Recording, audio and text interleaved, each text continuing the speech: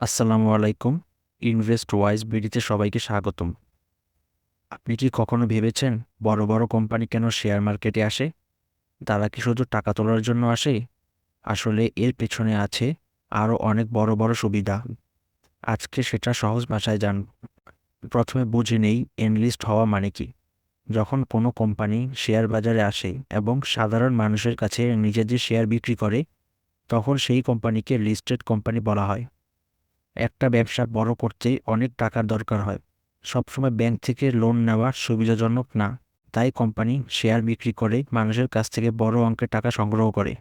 এই টাকা দিয়ে কোম্পানি নতুন ফ্যাক্টরি বানাতে পারে, নতুন ব্রাঞ্চ খুলতে পারে, এমনকি নতুন ব্যবসাও শুরু করতে পারে। মানে কোম্পানি দ্রুত বড় হওয়ার সুযোগ পায়। শেয়ার মার্কেটে থাকা কোম্পানিকে অনেক নিয়ম মেনে চলতে হয়, তাদের রিপোর্ট প্রকাশ করতে হয় এবং স্বচ্ছ থাকতে হয়। এই কারণে মানুষের কাছে তাদের বিশ্বাসযোগ্যতা অনেক বেড়ে যায়। যখন কোনো কোম্পানি স্টক মার্কেটে আসে, তখন মিডিয়া ও মানুষের নজরে আসে।